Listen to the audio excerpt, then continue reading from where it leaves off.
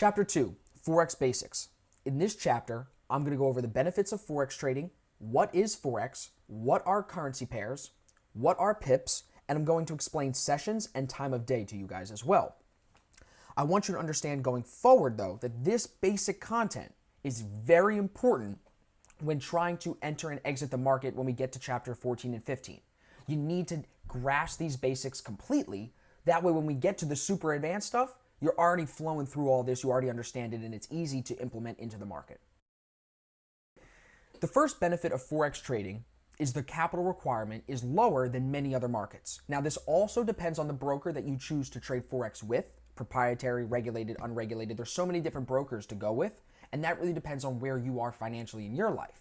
But for the most part, there's lower capital requirements to get into trading Forex. And the fact that there's no pattern day trader rule should really make anyone that's interested in, I might get started in penny stocks or small caps, whatever, I might get started trading stocks, or maybe I want to get started trading something else, but I don't know anything else. What else is out there? Oh, Forex is out there with no pattern day trader rule. Great, that helps me because I wasn't going to start with more than $25,000 and be above the PDT rule. You know what I mean?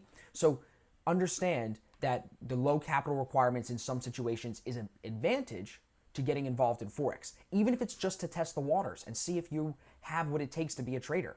That's a benefit of the Forex market, is that you can get involved with a lower amount of starting capital. Another huge benefit is that the market is open 24 hours a day, 5 days per week.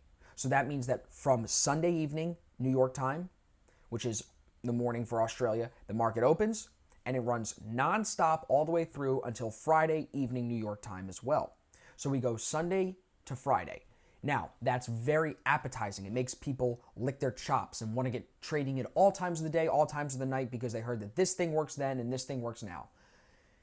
In my opinion, and we're going to get into this later, the fact that the market is open for so long to a day trader should almost throw a red flag at you and be like, hey, they're trying to signal everybody in to get into the market 24 hours a day, 5 days a week. Us profitable people, we're going to get in and get out and take our money and move on. That's how we're going to look at the market. So yes, the market is open, and that is a benefit of Forex, that it's open for so long and so available to so many people. But I want you to look at that with a fine-tooth comb. I want you to understand that there's a reason for that. Whether I'm right or wrong, the psychology of what I'm saying is important to apply to yourself as a day trader. You want to look at it like they're trying to induce you to trade at all of those times. The market wants you to be involved so it can keep your money in, so that it can charge you swaps. A swap is what happens when you hold a trade overnight. So understand that this is still a business, guys. They still want to make money. So they want it to be appetizing. That's the point. Leverage is the silent but deadly killer of Forex trading. Well, probably not that silent for anyone that's been blown out of an account. It's probably very loud and painful, but you get my point. What I'm saying is that leverage can kill you if you're not smart. So there are brokers that offer crazy amounts of leverage that are unregulated in all these weird countries that we do not recommend people getting involved in. Those high levels of leverage do not lead to long-term consistent trading. Appropriate leverage is necessary, and Forex gives you the ability to find the appropriate leverage for you. It's not 1-to-4, 1-to-2 like it is with stocks. There's a lot more leverage available, and it depends, again, on the broker that you choose. Proprietary, regulated, or unregulated. You have a lot of options, and it all depends on your personal financial situation. I can't give you that exact advice via this video course. You need to get in the market, do some research, give Google, come on, you can figure this out on your own. You know what I mean? I did. The leverage part, the broker part, it also depends on your country, where you live and things like that. So there's a lot that goes into leverage, but understand that there is leverage out there that for the people who understand how to trade profitably, leverage can be used to your advantage. You don't need to be scared of it. Another benefit of Forex trading is the minimal commissions and the trading fees are very low. A lot of brokers don't even charge you a commission. They're just charging you a spread, or vice versa. They don't charge you a spread and they charge you a low commission. Because of this vast network of how the brokers are connected over the internet, it's increased the competition. And when competition goes up, prices for us consumers go down. So it's made the cost of doing business a lot cheaper, especially in the Forex space. Let's talk a little bit about what is Forex. A lot of people ask me that all the time. How could you explain it to someone in like an 11-second elevator pitch, right? Forex is an over-the-counter market where banks, businesses, governments, investors, and traders like you and me all meet to speculate on the value of currencies. Speculate meaning we trade. I think it's going to go up, you think it's going to go down, or vice versa. The need to constantly exchange currencies for international trade is one reason why Forex is the largest market in the world. Over $5 trillion is exchanged daily. Now, let me just give you an example of that so you understand it without me just reading a bullet point to you.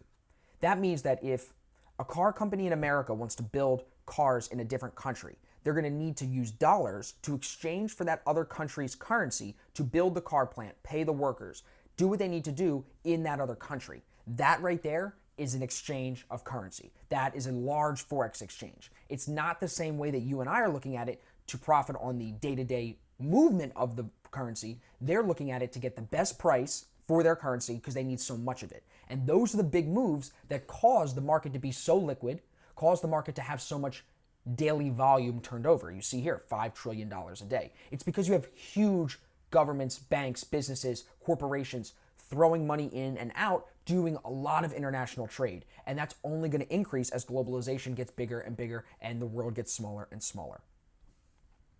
All the transactions are done between traders themselves on the internet, on the ECN networks. That's because there is no central marketplace for Forex. Because there's no central marketplace, different brokers can quote currencies at slightly different prices. And I'm sure you know that. If you trade any other market, you know that. But that's an important piece to be aware of because some brokers can move spreads differently. Some brokers charge commissions differently. And that's because there's no central marketplace. So make sure that when you get started, you know who you're trading with, meaning your broker. You know all of their rules, all of their ins and outs. Are they regulated? All of that stuff. You want to really know who is holding your money. Look at your broker like a bank account. Currencies are traded in pairs, meaning there's major pairs and cross pairs. Major pairs are any pair that includes the US dollar.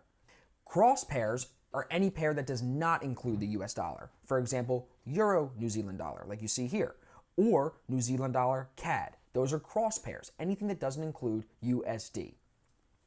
And I want you guys to also be very aware that the three most traded currency pairs are the dollar, then the euro, then the yen.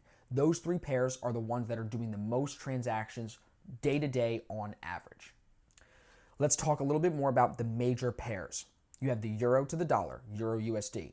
You have the United States dollar to the Japanese yen, USD JPY. You have the United Kingdom or Great Britain pound to the US dollar. You have the US dollar to the Swiss franc, US dollar to the Canadian dollar, Australian dollar to the US dollar, and New Zealand dollar to the US dollar. These are your major pairs. Anything with the US dollar is a major pair. Now let's go over a few cross pairs. Pairs like Euro GBP, Euro AUD, Euro CAD, Euro NZD, Euro JPY, GBP JPY, GBP CAD, and GBP NZD. All of these pairs are cross pairs because they do not include the US dollar in them. So let's talk about pips. What are they? Well, pips stands for point in percentage. Pips are how we measure movement of currency pairs, just like when you're trading stocks, you count cents and dollars. In this example on the screen, I gave you Euro USD priced at 1.34567. The 5 and the 6 are the two numbers that I want you to focus on. The 6, which is the second to last digit in this example, the 6 is the pip. That is your ones digit when counting pips. The 5, this placeholder, that's your tens digit when counting pips. So if we go from 5.6, 1.34567 to 1.34577, that is an increase of 1 pip. If we go from 1.34567 to 1.34667, that changed the 5 to a 6, which increased us 10 pips. And just as we would move that to the left one more time, 1.34567 to 1.35567 is an increase of 100 pips. Now you're going to say, Austin, what's this 7 on the end? Well, that's what some people will call the micro pip. We're going to call it the pipette. That's just like the almost like it when you're counting regular numbers, it's like the decimal. It's the add-on. Until you're trading super large lots, the pipettes are almost, they're very minuscule amounts of money because they're not even a full pip. It's a fraction of a pip.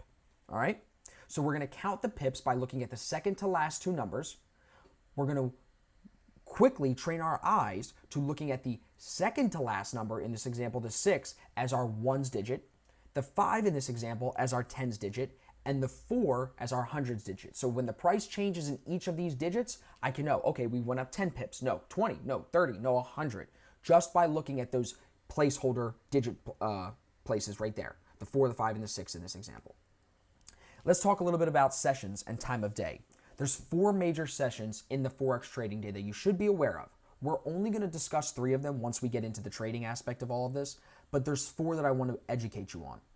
First, we have London from 3 a.m. to 12 noon Eastern Standard Time. All this is going to be New York time. That's because that's where I'm located. New York, that session starts at 8 a.m. to 5 p.m. Eastern Time. The Australia Sydney session, that starts 5 p.m. Eastern Time to about 2 a.m. And the Asia session goes from 7 p.m. Eastern Time to 4 a.m. I'm going to give you a little bit of info on each one, so follow me through here. First, let's talk about the London session. The London and New York sessions, when they trade together, because they do overlap at some point, you will see the most volume possible. The London and New York separately are the 2 most traded sessions as it is. So typically, you're going to get the lowest spreads, you're going to see the biggest moves. That's what's going to happen. You have pairs that are like GBP, USD, CHF, and Euro. All of those pairs, the pound, the dollar, the Swiss franc, and the euro, are all going to be very active during the London session. You got the London banks open. The American banks start to wake up towards the end of London, so everybody starts getting their day going. A lot of news releases come out in London. It's a very volatile, very profitable time to be trading. New York, the New York session, 8 a.m. to 5 p.m. We're looking at high volume, just like London. A lot of news-driven reactions create the volatility because you have news releases that typically come out between 8 and 9:30 a.m. every day. The volume does begin to fade in New York after 12 noon. There's 2 reasons for that. I like to tell you that it's because the traders had a big meatloaf lunch and then they want to go home and take a nap. But the real reason, I think, is because the London session starts to die off, traders start to close out their positions, and everybody starts to go home. So as London closes, volume leaves. As New York closes and traders close their positions, volume leaves. 2 o'clock, 3 o'clock, 4 o'clock. The spreads start to get a little bit bigger. The market starts to slow down a little bit. So you need to be aware that New York is a little bit more active in the beginning of the day than it is at the end of the day, and that's just logical because people go home at 5 o'clock New York time. You know what I mean? Quickly, we'll talk about the Sydney session. Liquidity is very thin here. I personally do not trade the Australian session, the open, or anything like that. It's the slowest session of the day from what I've seen and from everyone that works with us. And there's very few opportunities that even present, so it's better to just analyze. Let the Asia session and the Australia session develop. Let them set the initial high, let them set the initial low. But personally, we will not be trading during these sessions. And lastly, let's talk about the Asia session. So some people will call this the Tokyo session. I call it Asia. You call it whatever you want. It's on the other side of the world, 7 p.m. to 4 a.m. Eastern time. Liquidity starts to build for the day. This is now 2 hours after Australia has already been open. And some pairs will trade within the initial high and initial low. They're going to set a range and they're going to trade until about 1, 2, 3 a.m. when London kicks in, and then they begin to move. JPY, the Japanese yen, New Zealand dollar, and Australian dollar are going to be the most active because these countries are open and active during this time of day. Just because we're asleep doesn't mean that their banks aren't doing transactions with American companies. So there's still trades in Asia, 100%, especially coming out of Asia at around midnight, 1 a.m. Eastern time, going into London, 2 a.m., 3 a.m., you can find a lot of great moves. So understanding how all 4 sessions tie together, where Asia and Sydney, you have liquidity building, volume building. London, you start to get some movement, some trades. You get some gas because banks are opening, businesses are executing the trades that they planned the week before, yada, yada. Then you have some news releases come out typically, and then New York gets going and a lot of volume builds and builds and builds. And then by 12 o'clock Eastern Standard Time, it starts to fade. London is closed. Sydney's already been closed. Asia's been closed. And we are just fading into New York, waiting for Asia to reopen. And it's a cycle that you should be aware of and start to study. Check the charts at 9 o'clock at night, guys. Just pop on, see what's going on.